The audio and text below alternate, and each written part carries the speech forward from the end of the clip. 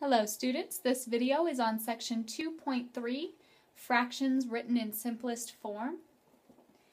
In the last video we saw that fractions can have different forms but maintain the same value. This section talks about writing fractions in the simplest forms, which stands for the lowest numbers that we can write them in and still have the same value. For example, 4/8 is the same as 1/2.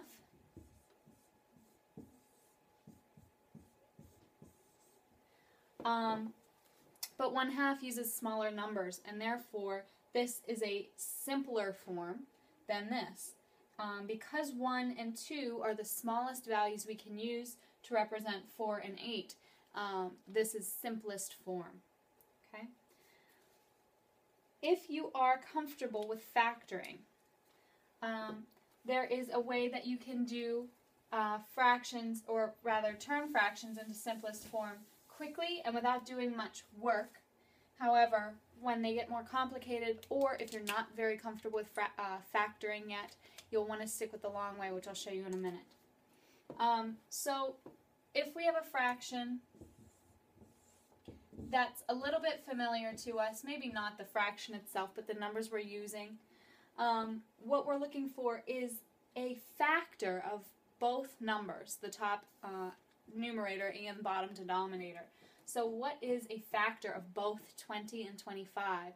Again, if you're not comfortable doing this, we'll use a method in a second. But if you are able to see that something goes into both of those, then we can reduce this more quickly.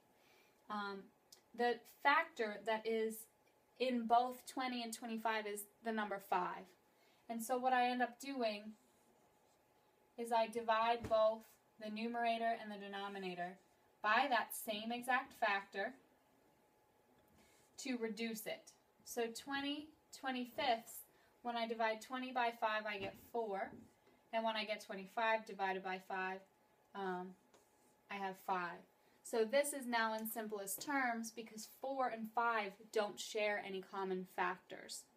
So this one was a straightforward example. We could look and tell what was in both the numerator and denominator, which was a 5, and we could factor that out quickly. So another quick example would be 10 over 32.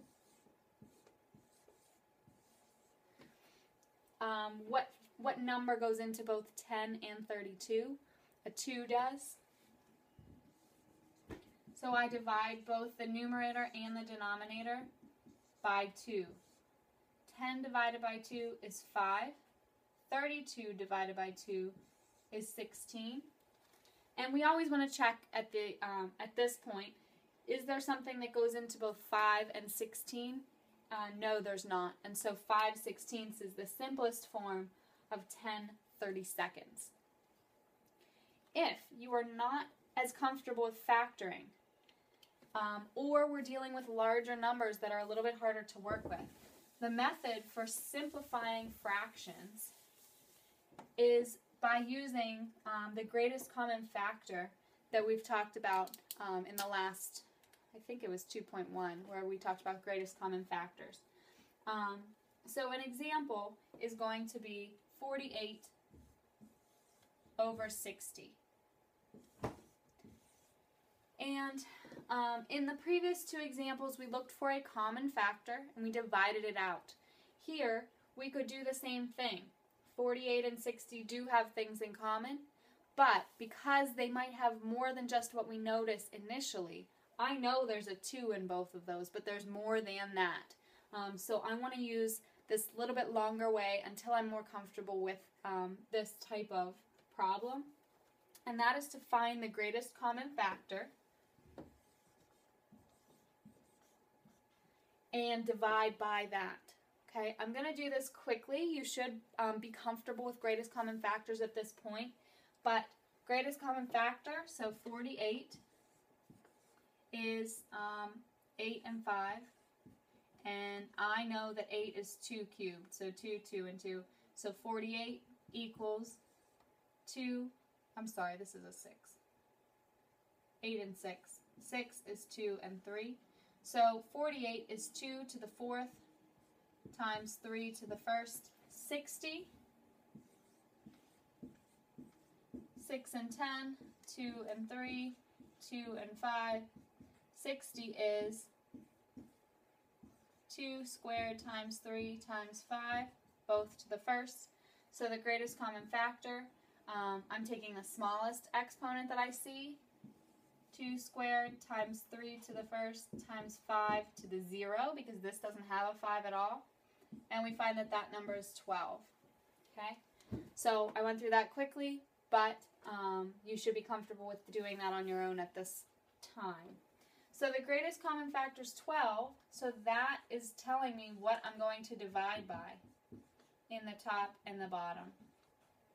48 divided by 12 is 4. 60 divided by 12 is 5. Again, we always want to check just to be sure. 4 and 5 don't have any common factors, and so this is simplest form of 48 over 60. I'll show you one more example like this, where we do the long way. And again, I recommend that you do this in this way until you're very comfortable with factoring, which you will get more comfortable as we use it more and more in the class. So our other example will be 45 over 99. I find the greatest common factor. So 45 is 5 and 9 is 3 and 3. So that's 3 squared times 5, and 99 is 9 times 11, which is 3 and 3. So we have 3 squared times 11. The greatest common factor is 3 squared times 5 to the 0 times 11 to the 0, which is 9. 5 to the 0 and 11 to the 0 are both 1. Anything to the 0 power is 1. 3 squared is 9. 9 times 1 is 9.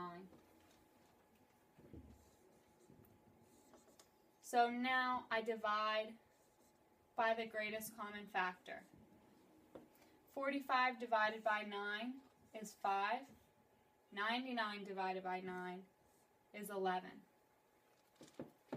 So this is the same process. We're dividing both the numerator and denominator by the same value, but in this process we go straight to the highest thing we can divide by, rather than taking steps, which we might have to do in other examples. So I'll give you 2 to work on your own. Pause the video and come back, and I will have the answers written out for you. The first is 16 over 48.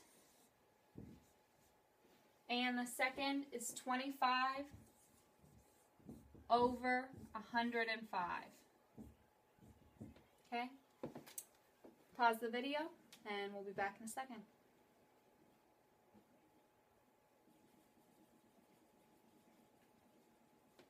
Okay? After working these two problems, 16 over 48 should give you 1/3 or 1 over 3. 25 over 105 should give you 5 over 21. Okay, if you did not get those answers, please make a note of it, and we will talk about that at the beginning of class.